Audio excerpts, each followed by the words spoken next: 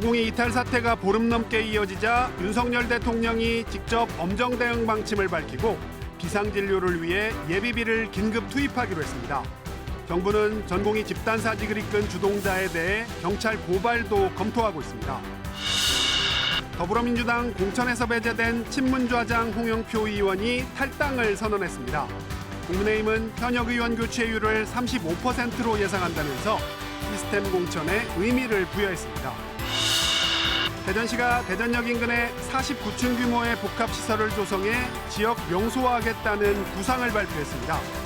인자 유치 실패로 개발에 어려움을 겪던 곳인데 공공에서 토지와 사업비 조달을 지원해 사업성을 높이기로 했습니다. 전지훈련을 마친 한화가 내일 대전에서 자체 청백전을 열기로 한 가운데 선발 라인업으로 류현진과 문동주 선수가 예고돼 한화 팬들에겐 꿈의 맞대결이 성사됐습니다. 뉴스 더하기에서 전해드립니다.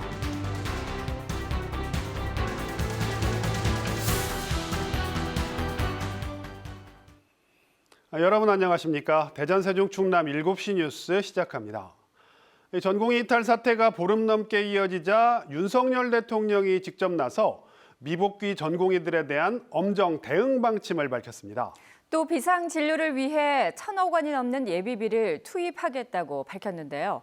이런 가운데 전국의 의과대학에서는 증원 문제를 둘러싸고 갈등이 격화되고 있습니다. 첫 소식 박민경 기자입니다. 지난 4일 밤 기준 근무지를 이탈한 1년에서 4년차 레지던트는 전체의 90.1%인 8,983명. 윤석열 대통령은 전공의 이탈로 국가적 비상체제를 가동해야 하는 비정상적인 상황이라며 비상진료를 위해 예비비 1,285억 원을 긴급 투입하겠다고 밝혔습니다. 미복귀 전공의들에 대한 엄정 대응 방침도 강조했습니다. 국민의 생명과 안전에 대한 책임을 방기한 의사들에 대해 합당한 조치를 취하는 동시에 이들의 공백을 메울 수 있도록 비상진료 체계를 보다 강화하여 정부는 이에 따라 어제 오후부터 미복귀 전공의들에 대한 행정처분 사전통지서 발송을 시작했습니다. 전공의 집단사직을 이끈 주동자에 대해서는 경찰 고발도 검토하고 있습니다. 이런 가운데 전국 40개 의과대학에서는 증원 문제를 놓고 갈등이 커지고 있습니다. 전국 40개 의과대학의 증원 신청 규모는 3,401명. 수요 조사 결과 발표 직후 일부 의과 교수들이 삭발과 사직으로 항의의 뜻을 표한 데 이어 전국 33개 의과대학 교수협의회는 정부를 상대로 의대 증원 취소 소송도 제기했습니다. 법상 복지부 장관에게 대학교 입학 정원을 결정할 권한이 없기 때문에 의대 증원 결정 자체가 무효라는 입장입니다. 전국 40개 대학에서 의대생 5,400여 명도 증원에 항의하며 휴학을 신청했습니다. 한편 병원협회는 의대 증원 사태로 병원이 큰 혼란에 빠졌다며 충분한 대화로 의사인력 증원 문제를 풀어달라고 촉구했습니다. KBS 뉴스 박민경입니다. 경찰이 의료법 위반 혐의로 고발된 대한의사협회 전현직 간부들에 대한 소환 조사를 시작했습니다. 압수수색에 이어 소환 조사가 시작되자 의협 측은 무리한 수사라며 강하게 반발하고 나섰습니다. 이어서 원동희 기자입니다. 주수호 의협 비대위 언론홍보위원장이 서울경찰청 공공범죄수사대에 출석했습니다. 의사협회 지도부의 의료법 위반 여부를 수사하는 경찰의 첫 소환 조사입니다. 저는 두려울 것도 없고 감출 것도 없고 숨길 것이 없기 때문에 떳떳이 나서겠다고. 주 위원장은 전공의들의 집단 사직을 교사한 적이 없다며 정부가 빨리 대화의 장으로 나올 수 있도록 고집을 꺾기를 기대한다고 말했습니다. 주 위원장 외에도 보건복지부가 의료법 위반 등 혐의로 고발한 다른 전현직 간부 4명도 소환 통보를 받았습니다. 노한규 전 의협회장에 대한 소환 조사는 오는 9일 진행될 예정이고 함께 고발된 의협 지도부 3명도 조만간 경찰에 출석할 예정입니다. 이들은 전공의들의 사직서 제출을 지지하고 법률적으로 지원하면서 집단행동을 교사하고 방조했다는 혐의를 받고 있습니다. 경찰은 지난 1일과 3일 의협 사무실 등을 압수수색했고 고발당한 이들의 출국도 금지했습니다. 경찰은 압수수색 과정에서 의협 회의록과 투쟁 로드맵, 단체 행동 관련 지침 등을 확보한 것으로 파악됐습니다. 한편 복지부는 집단 사직서 제출 등 집단 행동을 주도한 전공의에 대한 추가 고발도 검토하고 있습니다. KBS 뉴스 원동입니다. 다음은 정치권 소식입니다. 더불어민주당 공천에서 배제된 친문좌장 홍영표 의원이 탈당을 선언했습니다. 국민의힘은 현역 의원 교체율을 35%로 예상한다며 의미 있는 공천이라고 자평했습니다. 전현우 기자가 보도합니다. 사선의 친문좌장 홍영표 의원이 민주당 탈당을 선언했습니다. 홍 의원은 민주당 공천을 정치적 학살이라며 사당화된 가짜 민주당을 탈당해 부당한 권력의 사유화에 맞서겠다고 밝혔습니다. 민주당의 사당화 행태에 분노합니다. 지금 민주당은 소중한 가치들이 무너지고 있습니다. 이런 끝없는 추락은 이번 공천에서 정점을 찍었습니다. 이런 가운데 홍익표 원내대표는 2달 동안 약 925조 원의 퍼주기 약속이 이어지고 있다며 윤석열 대통령은 불법 선거운동인 민생토론회를 중단하라고 촉구했습니다. 국민의힘은 이번 총선 공천에 대해 의미 있는 시스템 공천이었다고 자평했습니다. 정영환 공천관리위원장은 이번 주 토요일에 진행하는 경선에 현역이 11명 들어가 있다며 경선 이후 집계될 전체 현역 교체율을 35%쯤으로 예상했습니다. 한 35% 정도 되지 않을까 싶어요. 시스템 공천이 생각보다는 의미가 있는 것 같아요. 이런 가운데 여당 내부에선 공천에서 배제된 의원들의 반발이 이어졌습니다. 이채익 의원이 공천 결과에 승복할 수 없다며 무소속 출마를 시사한 데 이어 홍석준, 유경준, 안병길 의원도 이의를 제기했습니다. 새로운 미래는 여당의 공천에 대해 탄핵의 강을 다시 건넜다. 민주당 공천에 대해선 조국의 강을 다시 건넜다며 싸잡아 비판했고 개혁신당은 국민들이 이제 정치 혐오 단계에 진입하고 있다며 거대 양당 정치를 비판했습니다. KBS 뉴스 전현우입니다.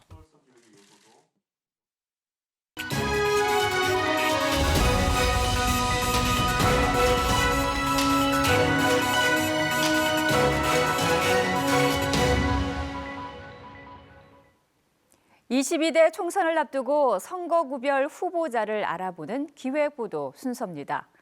오늘은 재선에 도전하는 현역 의원과 당 영입 인재를 제치고 본선에 오른 정치 신인 간 대결이 펼쳐지는 세종시 을 후보들을 소개합니다. 이정은 기자입니다. 세종시 북부 읍면 지역을 아우르는 세종을.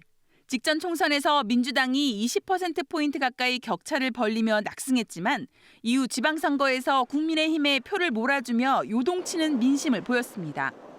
이번 선거에서 민주당은 현역인 강준현 의원이 일찌감치 단수공천을 받아 재선 도전에 나섰고 국민의힘에서는 이준배 전 세종시 부시장이 당 영입 인재를 꺾고 본선행을 확정했습니다. 세종시 부시장 출신이라는 같은 경력에도 1호 공약은 행정 대 경제로 달리 방점이 찍혔습니다. 입법, 사법, 행정, 명실 3부를 두루 갖춘 행정수도로 만들고 일과 사람이 넘치는 대한민국의 제1의 도시 세종시를 거점으로 을 지역은 이 북쪽은 경제 중심 도시로 만들어야 되겠다 이런 생각이 들고요. 그래서 남행 북경, 남쪽은 행정, 북쪽은 경제. 그래서 지역의 오랜 숙제인 원도심 균형발전 해법으로 강준현 의원은 스마트 산업밸리 조성과 조치원 제2청사 건립을 약속했고 조치원에 많이 소외를 받고 있거든요. 이청사를 만들어서 다시 활력을 불어넣는 그런 조치원으로 만들 계획을 가지고 있습니다.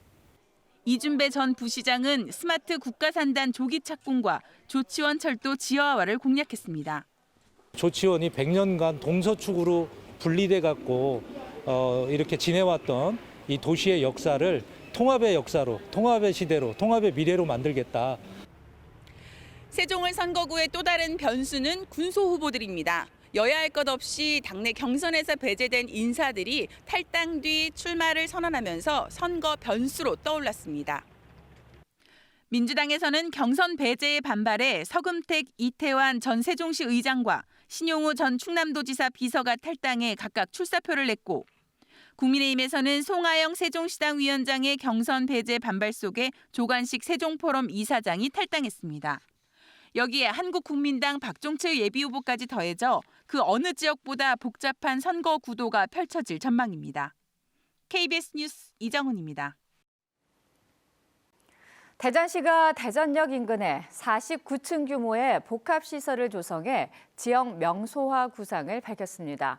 그동안 민자 유치 실패로 개발이 지지부진했던 곳인데 이번에는 공공에서 토지 제공과 사업자금 조달 등 민간의 사업성 확보를 돕기로 해 사업 추진에 청신호가 켜졌습니다.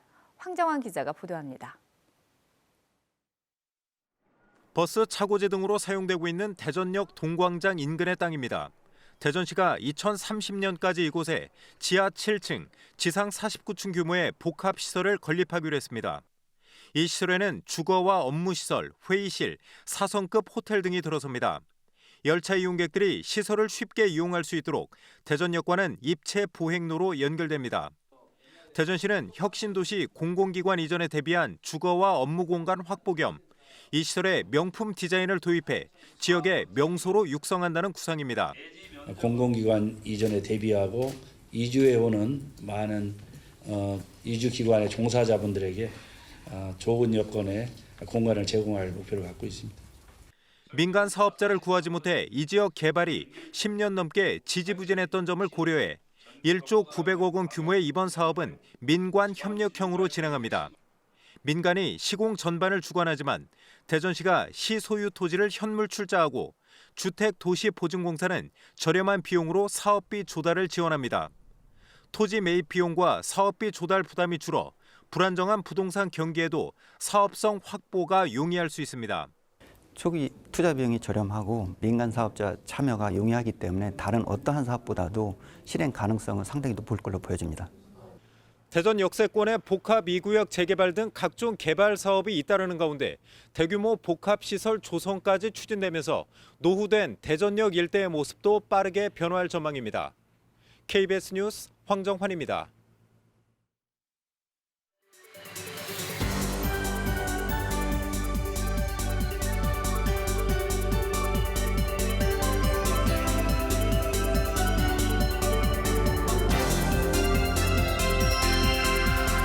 오늘은 스포츠의 깊이를 더합니다. 뉴스 더하기 박연선입니다. 뉴스에도 많이 나오고 작년에는 느껴보지 못했던 분위기다. 현진이 형의 파워, 힘인 것 같다. 지난 4일 오키나와 전지훈련을 마치고 돌아온 한화이글스 주장 최은성이 한 말입니다. 실제로 류현진의 합류 이후 연일 한화이글스 관련 소식이 스포츠 뉴스를 채우고 있고 팬들의 관심이 커지면서 구단 채널의 관련 콘텐츠 조회수 역시 높습니다. 이런 가운데 바로 내일 오후 1시 대전에서 열리는 한화이글스의 자체 청백전에 대한 관심도 뜨거워지고 있습니다. 바로 예고된 선발 라인업 때문인데요. 청백전의 선발 투수는 류현진과 문동주, 이렇게 전설과 미래의 그야말로 꿈의 맞대결이 예고됐습니다. 한화이글스는 이 청백전을 구단 차원에서 생중계하기로 했는데요. 굉장히 이례적입니다. 한화이글스 관계자에 따르면 류현진의 등판 일정이 확정된 이후 팬들의 빗발치는 요청이 있었고 유튜브를 통해 생중계하게 됐다고 밝혔습니다. 청백전이긴 하지만 이 경기가 갖는 의미는 큽니다. 류현진이 마지막으로 한화이글스 유니폼을 입고 대전 마운드에 올랐던 건 2012년 10월 4일 당시 넥센 히어로즈와의 경기였는데요. 이후로 국내 복귀 등판은 횟수로 12년 만 무려 7,825일 만이기 때문입니다. 비록 연습 경기긴 하지만 두 선수가 번갈아가며 등판하는 모습은 한화 팬들뿐만 아니라 많은 야구 팬을 설레게 하죠. 16년 터울의 두 선수, 문동주는 청백전을 앞두고 현진 선배님은 좋은 피칭이 예상되니 나만 잘하면 될 것 같다는 각오를 전하기도 했는데요. 두 선수의 맞대결, 전문가들의 전망은 어떨까요? 평가전이지만 앞으로 영원히 볼 수 없는 그런 매치업이 될지도 모릅니다. 그만큼 귀한 경기가 되겠고요. 한화 팬들에게는 정말 꿈의 매치업이 아닌가 생각합니다. 과연 문동주와 류현진을 상대로 우리 한화 타자들이 어떤 모습을 보여줄지 너무너무 기대가 되는 경기입니다. 청백전 이후 이번 주말에 시작되는 시범 경기도 관심이 뜨겁습니다. 삼성 라이온즈와의 시범 경기 관람권은 이미 모두 팔린 상황. 온라인 커뮤니티에는 안표까지 등장했는데요. 구단은 긴급 공지를 띄워 매진된 9일 경기에 한해 추가로 외야석과 특화석을 개방하기로 했습니다. 팬들은 시범 경기 한 표는 상상도 못했던 일이다. 시즌 개막 후엔 어떻게 될지 벌써부터 걱정스럽다는 반응입니다. 좀 떨리죠. 너무 떨리고 지금 표를 구할 수 있을지 없을지 그거부터 과제니까 제 주위에도 타고난 팬들이 류현진 보러 가겠다고 지금 난리예요. 매년 개막전은 무조건 보러 가는데 못 가게 되면 하나 팬무인 회원들하고 식당을 하나 잡아가지고 거기서 볼 생각이거든요. 정규 시즌 개막전은 LG 트윈스를 상대로 오는 23일 서울 잠실구장에서 열리는데요. 개막전이 기다려진다. 빨리 보고 싶다. 30년 한화 팬으로서 가슴이 웅장해진다. 전문가들 말처럼 류현진 시너지 효과가 기대된다. 이처럼 팬들의 설렘과 기대도 큽니다. 특히나 개막전에서 LG를 상대로 승리를 거둔다면 류현진의 등번호 99번과 같은 KBO 99승을 기록하게 되는데요. 청백전부터 시범 경기, 개막전까지 주장 최은성의 말처럼 류현진의 파워, 한화 이글스의 힘을 보여주길 기대해봅니다. 지금까지 뉴스 더하기였습니다.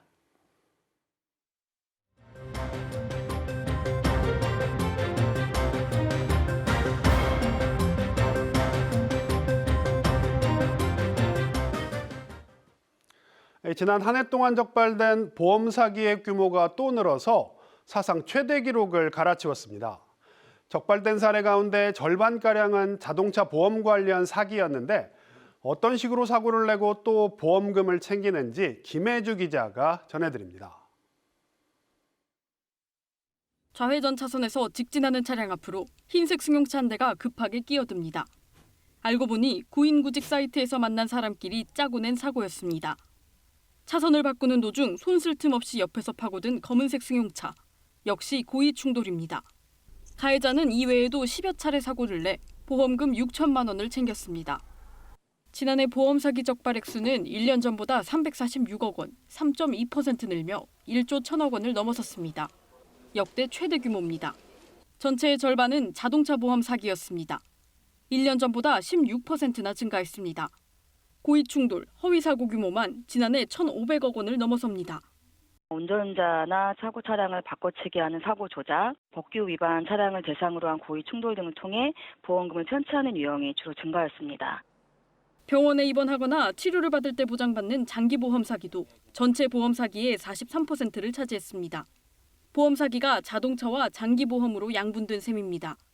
연령별로 보면 20대의 경우 자동차 관련 사기 적발이 가장 많은 반면 60대 이상 고령층은 허위 입원 등 병원 관련 사기가 가장 많았습니다. 보험 사기로 적발된 사람 수는 1년 전보다 7천 명 가까이 늘어 10만 9천여 명, 역대 가장 많았습니다. 금융감독원은 자동차 보험의 경우 최근 늘고 있는 렌터카 이용 사고에 대한 기획조사를 추진하겠다고 밝혔습니다. 또 브로커와 병원이 연계된 조직형 보험 사기 조사도 강화할 계획입니다. KBS 뉴스 김혜주입니다. 지난달 소비자 물가가 1년 전 같은 달보다 3.1% 상승하며 2%대로 내려간 지 한 달 만에 다시 3%대로 올라섰습니다. 농산물 가격이 여전히 높은 것으로 나타났는데 특히 과일값은 40%가 넘게 올랐습니다. 물가 동향을 이승훈 기자가 전해드립니다. 통계청이 발표한 지난달 소비자 물가는 지난해 같은 달보다 3.1% 올랐습니다. 2.8% 올랐던 전달보다 상승폭을 확대하며 한 달 만에 다시 3%대로 올라섰습니다. 물가 상승폭이 커진 건 농산물의 영향이 우선 큽니다. 농산물 가격은 1년 전과 비교해 20% 넘게 오르며 13년여 만에 가장 높은 상승률을 기록했습니다. 특히 사과는 71%, 귤은 78%나 올랐고 토마토와 파의 가격도 50% 넘게 상승했습니다. 전체 신선 과일의 가격은 41.2% 상승했는데 지난 1991년 9월 이후 32년여 만에 가장 높은 상승폭입니다. 농산물과 함께 1월 5% 하락했던 석유류 가격이 지난달 1.5% 내리는 데 그치며 하락폭을 축소한 것도 물가 상승에 영향을 줬습니다. 여기에 전기가스 수도요금도 5% 가까이 상승한 것으로 집계됐습니다. 전기료도 작년 5월, 6월 이때 올랐었고 상수도료도 1년에 걸쳐서 좀 누차로 많은 지역에서 올랐었거든요. 그런 부분들 때문에 정부는 농산물, 특히 과일 물가 안정을 위해 오렌지와 바나나 같은 주요 과일을 직수입해 유통하고 수입 과일 3종에 대해 추가 관세 인하를 적용할 방침입니다. 또 이번 달과 다음 달에 모두 600억 원의 예산을 농축수산물 할인 지원에 투입할 계획이라고 밝혔습니다. KBS 뉴스 이승훈입니다. 사회 곳곳에서 마약 범죄가 적발되는 등 마약은 심각한 사회 문제가 되고 있습니다. 이에 따라 학교 주변에 마약 관련 간판이나 상품명을 조사하고 관리하는 조례안까지 발의됐습니다.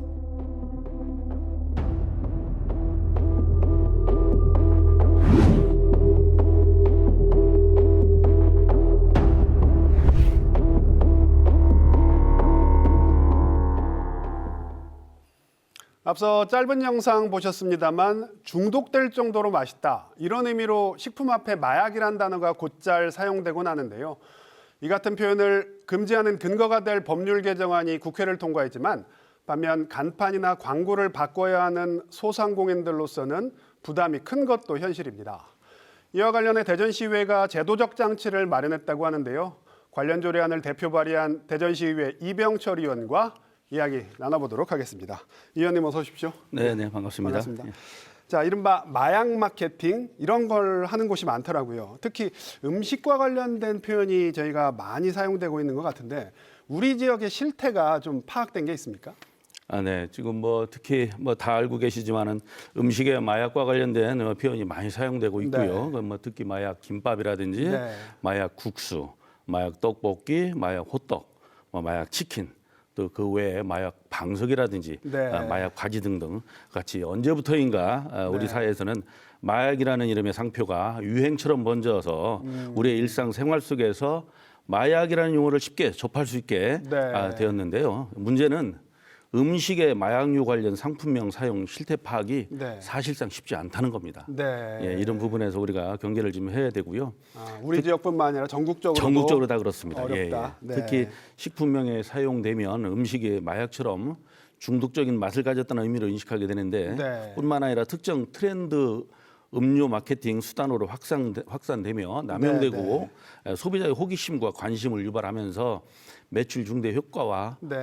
그 외에 또 반대로 마약이라는 단어에 대한 긍정적이고 네. 친근한 물질로 인식될 수 있는 심각한 사회적인 문제가 될 수 있습니다. 마약을 친근한 존재로 인식하게 된다. 그렇습니다. 예, 그래서 이런 네. 마케팅이 더욱 심화되는 추세인 만큼 관련 규제나 지침 마련에 고민도 할 필요한 시점이라고 생각해서 이런 조례안을 발의하게 된 것입니다. 그래서 발의하신 조례안 대전시 마약류 상품명 사용문화 개선 조례안이더라고요. 네, 그렇습니다. 구체적으로 어떤 내용이 담긴 겁니까? 마약류 상품명 이 조례안이 대전시와 교육청에 두 군데에 저희들이 이제 발의를 했습니다. 대전시 광역시 마약류 상품명 사용문화 개선 조례, 대전광역시 교육청 교육환경보호구역 마약류 상품명 광고 사용 개선 조례 이렇게 두 가지를 우리가 조례를 발의를 했고요. 시장님에게 이제 저희들이 이제 관련 시책 추진 계획 수립과 실태 조사를 통해서 마약류 상품명 사용 문화 개선에 필요한 사업을 추진할 수 있는 근거를 마련해 주었고 실태 조사 근거. 네네네. 중앙행정기관 타 자치단체 관련 기관 및 단체와의 협력 체계를 구축할 수 있는 내용도 담아드렸습니다. 중앙의 지원을 받을 수 있는 방법이 그렇습니다. 있고요. 그다음에 교육청 조례는 대전시 교육감이 학교 경계로부터 200m 범위인 교육환경보호구역 내에서 마약류 상품명 광고 사용 개선을 위하여 필요한 시책을 수립 시행하도록 하는 이런 조례를 담아드렸고요. 교육감의 임무도 담겼고요. 네, 그렇습니다. 그래 교육감님이 이제 교육환경보호구역 내 마약류 상품명 광고 사용 개선을 위해서 이제 필요한 경우 실태 조사를 할 수 있는 그런 내용까지도 같이 좀 담아드렸습니다. 네, 조례가 제정이 됐으니까 집행부에서 좀 정책이라든가 이런 게 좀 나와야 되겠습니다. 네, 이제 조만간 아마 이제 정책이 이제 펼쳐질 것 같습니다. 네, 마지막으로 이 부분도 좀 여쭤볼게요. 마약이라는 용어 사용 그리고 마약 사범의 증가 이 둘의 상관관계가 그렇게 명확한 건 아니잖아요. 차라리 조례안에 필요한 예산으로 뭐 마약 퇴치 캠페인이나 재활 프로그램을 하는 건 이런 게 낫지 않느냐 이런 지적도 있는데 이건 어떻게 보십니까? 네, 그렇습니다. 우리가 재활이라고 하는 것이 뭐 의미로는 굉장히 좋습니다만은 이 마약이라고 하는 종류는 재활이 사실은 굉장히 무의미하다고 볼 수도 있습니다. 재범률이 굉장히 많고 그 한번 빠져들면 헤어나오기 쉽지 않은 그런 부분이고 또 소 잃고 외양간 고쳤을 때 우리가 소 외양간 고치는 건 좋습니다만은 소를 찾으러 다녀야 되지 않습니까? 뒤에 재활한다는 것은 그런 부분에서 이 재활 이거보다는 그동안 우리가 정책의 모든 부분에서 처벌과 규제 위주로 이렇게 정책을 펼쳐왔습니다. 그런 것들이 이제는 개인의 어떤 도덕성이나 재활에만 의존해서는 안 된다라고 하는 것이 판명이 된 건데요. 이거 왜 그러냐면은 2015년에 국회 국정감사에서 마약의 위해성을 무시하고 중독성만 강조하기 때문에 마약이 사회에 미치는 유해와 불법성을 잊은 채 상술로만 이용되면 안 된다고 지적한 바 있고 2019년 특허 심판원에서도 특정 기업이 마약류 상품명을 특허 출원 신청한 건과 관련해서 기각시켰다가 2년 후에 2021년도에 특허로 등록을 시켜줬습니다. 그런데 이거를 해보니까 작년 12월에 국회에서 이제 법을 개정을 하게 된 것이죠. 이런 문제점을 갖고 있으면서도 국회에서는 이제 식품 접객옥수 등 관련 영업자 등에게 마약류 및 이와 유사한 표현을 사용한 표시, 광고를 하지 않도록 총리령을 권고할 수 있고 권고에 따라 표시 광고의 변경 조치를 이행하려는 영업자 등에게 비용을 지원할 수 있도록 하는 내용을 담고 있는 식품 등의 표시 광고에 관한 법률이 개정된 것을 보면 법을 이렇게 개정을 했다는 것은 그동안의 처벌 규제보다는 규제의 한계를 인정했다. 저는 이렇게 봅니다. 알겠습니다. 그래서 마약이 어떻게 보면 뿌리내리지 못하게 하는 그런 정책이 더 중요하다. 그렇습니다. 이런 의미로 제가 알아듣겠습니다. 네네. 오늘 말씀 여기까지 듣겠습니다. 감사합니다. 고맙습니다.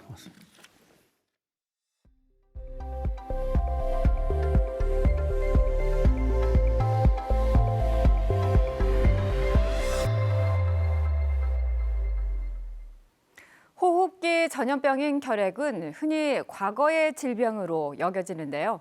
이 면역력이 약한 고령층 결핵 환자가 계속 늘고 있습니다. 특히 환절기인 이맘때 집단 생활을 하는 시설 등에서 전파될 위험이 큰 것으로 나타났습니다. 보도에 송국회 기자입니다. 충북 충주의 한 노인 주간보호센터입니다. 이곳을 다니던 70대가 최근 결핵에 걸린 것으로 확인됐습니다. 보건당국은 이 주민과 접촉한 시설 이용객 14명을 역학조사하고 있습니다. 앞서 근처 요양원과 요양병원 등 집단시설 3곳에서도 노인 결핵 환자 3명이 잇따라 확인됐습니다. 환기가 되게 중요하잖아요. 노인 집단시설 같은데 이렇게 밀폐된 공간이니까. 그리고 연세 드신 분들이 많이 모여 있고. 해마다 새로 발생하는 결핵 환자 수는 2011년 3만 9천여 명에서 2022년에는 1만 6천여 명까지 줄었습니다. 하지만 같은 기간 65세 이상 비율은 30%에서 55.8%까지 급증했습니다. 고령화 추세로 상대적으로 면역이 약한 노인의 감염 비율이 느는 겁니다. 평소에도 기침이나 가래 등의 증상을 만성적으로 앓고 있는 고령층은 결핵 감염 진단이 늦어지기도 합니다. 특히 면역력이 떨어지는 환절기인 이맘때 밀폐된 집단시설의 결핵균 번식 위험이 커져 주요 감염 경로로 꼽힙니다. 30-40% 이렇게 되거든요. 그래서 2m 이내에 있는 사람들은 바이러스 결핵균이 감염이 되기 때문에 집단시설이 위험하다는 거죠.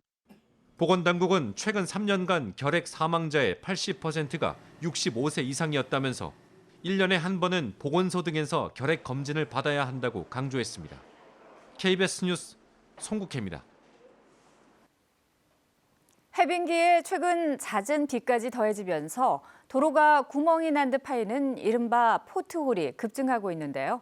동시다발적으로 생기고 주로 신고에 의존하다 보니 신속한 대응이 어려웠는데 대전 유성구가 AI 자동 탐지 기술을 도입해 체계적인 관리에 나섰습니다. 성용희 기자입니다. 도심을 달리던 승용차, 갑자기 덜컹거리더니 타이어 공기압이 낮아지며 경고등이 나타납니다. 도로가 파인 곳, 이른바 포트홀을 지나며 타이어가 파손된 겁니다. 최근 해빙기에 비까지 자주 내리면서 도로 파임 현상이 우후죽순 생겨나고 있습니다. 이에 대전 유성구가 도로가 파인 곳을 찾는데 AI 자동 탐지 기술을 도입했습니다. 차량에 AI가 탑재된 단말기를 달고 도로를 주행하면 100만 장 넘는 사진을 학습한 AI가 도로가 파인 지점을 탐지하고 정보를 전송하는 방식입니다. 기존에는 주민들의 신고나 민원에 의해서 제가 처리하다 보니까 다소 늦어지는 측면이 있었는데 시민들의 안전에 큰 도움이 될 수 있을 것으로 그렇게 판단을 하고 있습니다. 유성구는 이런 관용 차량 6대에 AI 단말기를 장착해 일상 업무를 하면서 포트홀을 실시간으로 감시하고 있습니다. 덕분에 별도의 순찰반을 운영할 필요가 없고 파인 도로의 위치와 크기를 정확히 파악할 수 있어 대응 시간이 대폭 단축됐습니다. 일일이 확인하기 어려운 점이 있었는데 정확한 위치와 파손 정도를 확인할 수 있어 신속 대응이 가능해졌습니다. 지난달 첫 도입 이후 유성구가 보수한 도로 파임 지점은 140여 곳에 달합니다. 다만 맨홀 등을 도로 파인 곳으로 잘못 인식하는 사례가 있어 데이터 축적을 통해 정확도를 더 끌어올린다는 계획입니다. KBS 뉴스 송영입니다. 이 질소와 수소로만 구성된 암모니아는 청정수소 원료로 주목받고 있지만 분해 과정에서 고열이 필요해 이 화석연료를 추가로 사용하는 문제점이 뒤따랐는데요. 국내 연구진이 이런 문제를 해결하고 국제 표준을 충족하는 고순도 수소를 만드는 데 성공했습니다. 보도에 박자웅 기자입니다. 수소와 질소의 화합물인 암모니아를 분해하면 탄소 자체가 없는 그린 수소를 만들 수 있습니다. 액화 수소보다도 높은 저장 밀도로 경제성이 확보돼 세계 각국에서 암모니아를 이용한 청정 수소 생산 경쟁이 치열합니다. 문제는 600도씨 이상 고온에서 암모니아로부터 수소를 분리하는 과정입니다. 열 에너지 보충을 위해 메탄이 많은 LNG나 LPG 같은 화석 연료를 사용하다 보니 이산화탄소가 배출되기 때문입니다. 한국에너지기술연구원은 화석 연료 대신 암모니아 분해 후 남은 미량의 수소와 암모니아를 열원으로 다시 재사용해 이 문제를 해결했습니다. 이산화탄소 배출도 없고 기존의 암모니아를 가열할 때 나오는 질소산화물 양까지 대폭 줄였습니다. 기존에 추가적으로 공급하던 화석연료 대신 암모니아를 별도로 열원으로 공급함으로써 이산화탄소 배출이 전혀 없이 고순도 수소를 생산할 수 있는 기술입니다. 수소 전기차용 연료전지에 공급 가능한 99.97%의 고순도 수소를 시간당 약 0.5kg까지 생산 가능합니다. 이번 기술로 생산된 수소는 불순물등이 약 질소가 300ppm 미만, 암모니아가 0.1ppm 미만으로 수소 연료전지 자동차에 직접 이용 가능한 국제 표준 기준을 만족한 농도입니다.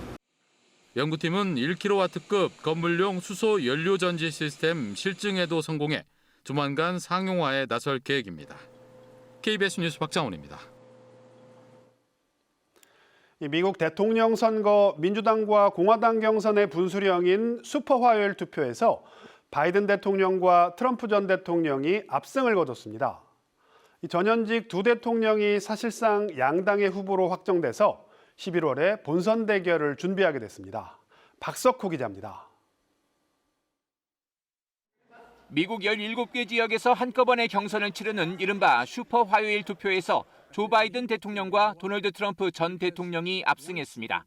바이든 대통령은 버지니아와 노스캐롤라이나, 캘리포니아 등에서 잇따라 승리하고 미국령 사모아에서만 사업가 제이슨 팔머에게 패배했습니다. CNN은 바이든 대통령이 지금까지 진행된 경선에서 대의원 1,510명 가운데 1,501명을 사실상 독식했다고 전했습니다. 바이든 대통령은 SNS를 통해 모든 미국인은 민주주의를 수호해야 할 시간을 맞이할 것이라며 개인의 자유와 투표권, 시민권을 위해 일어서라고 촉구했습니다. 트럼프 전 대통령 역시 버몬트를 제외한 모든 지역에서 경쟁자인 니키 헤일리 전 주유엔 미국 대사를 압도했습니다. 지금까지 확보한 대의원 수는 트럼프 전 대통령이 961명, 헤일리 전 대사 86명으로 예상됐습니다. There's never been one like this. There's never been anything so conclusive. This was an amazing night, an amazing day. 이처럼 일찌감치 전현직 대통령의 재대결이 성사됐지만 바이든 대통령은 고령의 나이와 잦은 말실수, 트럼프 전 대통령은 사법 리스크가 변수로 남아 있습니다. Oh, I'm terribly frustrated with this country. I mean, the fact that we have Biden and Trump to choose from, it's disgraceful. It's just disgraceful. 관심은 이제 11월 5일 선거인단 투표로 치러지는 본선인데 지금까지 여론조사에선 트럼프 전 대통령이 근소한 차이로 앞서고 있습니다. KBS 뉴스 박석호입니다. 대전과 경산 전세 사기 피해 대책위원회는 오늘 오전 서울 용산 대통령실 앞에서 기자회견을 열고 전세 사기 피해를 선구제 후 구상해주는 내용의 특별법 개정안 통과를 요구했습니다. 대책위원회는 하나의 등기에 여러 가구가 사는 다가구 주택은 피해주택 우선 매수권 부여나 매입임대주택 전환과 같은 도움을 받지 못하는 등 기존 특별법의 사각지대에 놓여 있다며 선구제 방안 마련이 절실하다고 호소했습니다. 대전의 한 거리에서 흉기를 휘둘러 행인을 숨지게 한 20대에게 검찰이 중형을 구형했습니다. 대전지법 형사 12부 심리로 열린 결심 공판에서 살인 혐의로 기소된 26살 A씨에 대해 일면식도 없는 무고한 행인을 살해했고 미리 구입한 흉기로 급소를 찌르려 한 점 등을 볼 때 심신미약으로 보기 어렵다며 징역 30년을 구형했습니다. A씨는 지난해 12월 대전시 파남동의 한 대로변에서 지나가던 70대 남성을 흉기로 찔러 살해한 혐의로 기소됐습니다.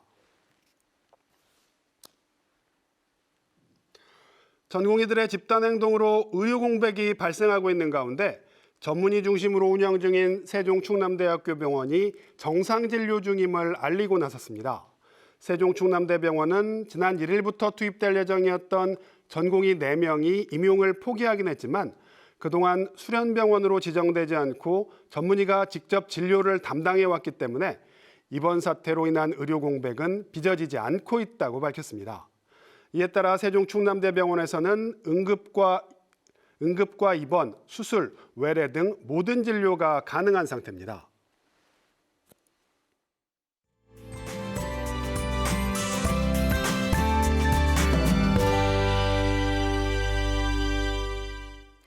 하늘은 흐리지만 날은 온화합니다. 구름이 이불 역할을 해주고 있는데요. 내일 아침도 대전은 3도에서 출발하며 온화하겠고요. 낮 기온 10도까지 올라 이맘때 초봄 날씨를 보이겠습니다. 내일도 흐린 하늘이 이어지는 가운데 새벽부터 오전까지 일부 지역에 빗방울이 떨어지겠고요. 늦은 오후부터 차차 맑아지겠습니다. 내일 오후부터 충남 서해안과 고지대를 중심으로 바람이 강하게 불겠습니다. 안전사고에 유의하셔야겠습니다. 다음은 지역별 내일 기온 보겠습니다. 아침 기온 공주와 세종이 2도에서 출발해 낮 기온은 논산이 9도, 세종이 10도까지 오르겠습니다. 충남 북부 지역의 아침 기온은 서산과 태안이 0도, 한낮에는 천안이 9도를 보이겠습니다. 충남 남부 지역의 아침 기온은 청양이 영하 1도, 낮 기온은 부여가 9도까지 오르겠습니다. 물결은 서해중부 먼바다에서 2m까지 일겠습니다. 모레부터는 북쪽에서 내려온 찬 공기의 영향으로 다시 꽃샘추위가 찾아오겠고요. 하늘은 일요일까지 맑겠습니다. 지금까지 날씨였습니다. 네, 오늘 준비한 소식은 여기까지입니다. 7시 뉴스 마칩니다. 시청해주신 여러분 고맙습니다.